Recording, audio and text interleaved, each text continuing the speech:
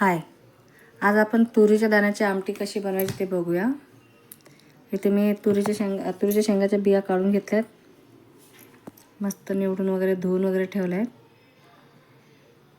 अंदाजे 1/2 किलो तरी असेल. हे आपल्या गावरान तुरीच्या शेंगा आहेत, जे गावाकडून आणल्या होत्या. आपण बघूया कशी आमटी बनवायची.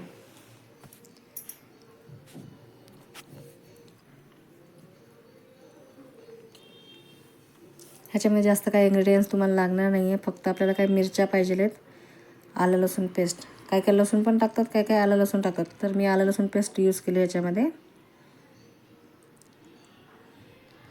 हे बघा, स्वच्छ धुवून वगैरे घेतलेलं आहे.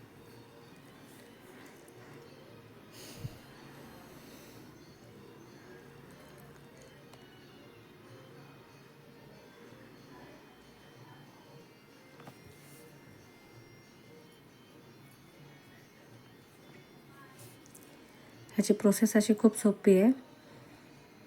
आता बघा, तुम्हाला प्रोसेस दाखवते मी कसं करायचं ते. आता आपण आहे ना, थोडंसं लागतील तेवढ्या मिरची घेऊया.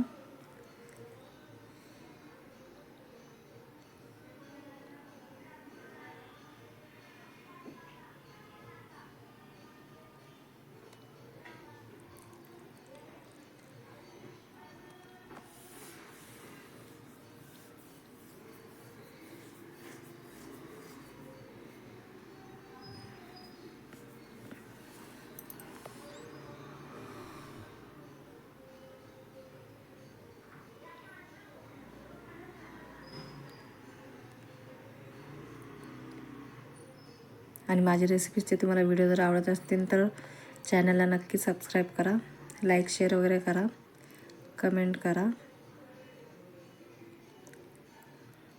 कारण आता न्यू चॅनल ओपन केलं आहे मी.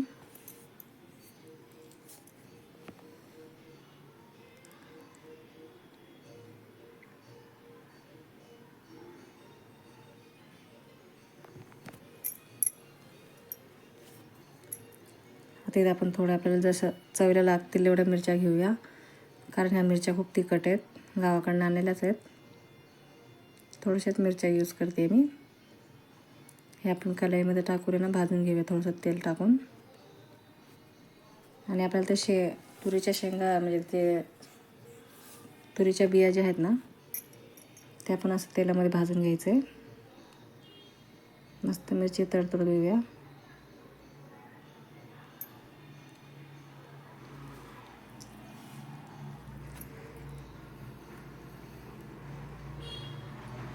मीठ वगैरे मी आता त्याच्यात टाकलं नाही आहे, नंतर टाकताना दाखवेल तुम्हाला.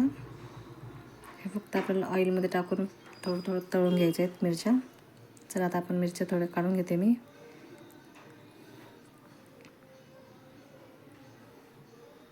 आता आपण तुरीचे दाणे आपण टाकू ह्याच्यामध्ये. हे बघा, मस्त तेलामध्ये भाजून घेऊया ते पण. ह्याची प्रोसेस खूप सोपी आहे. ज्यांना भाजी बनवता येत नाही ते सुद्धा बनवून खातील अशी एकदम सोपी भाजी आहे, म्हणजे आमटी आहे.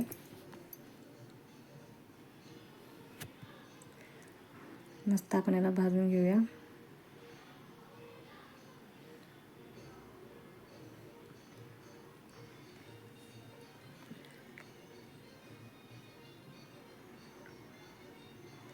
हे बघा, मी इथे मिक्सरच्या जारमध्ये टाकलेलं आहे. त्याच्यामध्ये हळद टाकली, मिरची पण आपण टाकलेली आहे. हळद, मीठ, आपला गरम मसाला गावाकडचा जो असेल, मी गावाकडचा काळा मसाला यूज केला आहे. हे बघा, आता आपण मिक्सरमधनं बारीक करून घेऊया. हे बघा, जसं आपल्याला पाहिजे छोटं मोठं तसं करून घ्या. मी थोडा मोठा ठेवला आहे. इथं आलं लसूण पेस्ट तळून घेतली होती, त्याच्यात टाकलं आहे ते वाटण. व्यवस्थित मिक्स करून घेऊ. ह्याला असं आपण म्हणजे असं ऑइलमध्ये सुकं पण खाऊ शकतो. आपल्याला समजा पातळ पाहिजे तर पातळ पण करू शकतो. पातळ म्हणजे भातासोबत वगैरे पण चांगलं लागतं. आता मी ह्याच्यामध्ये थोडंसं पाणी टाकून त्याला मस्त शिजवून घेते.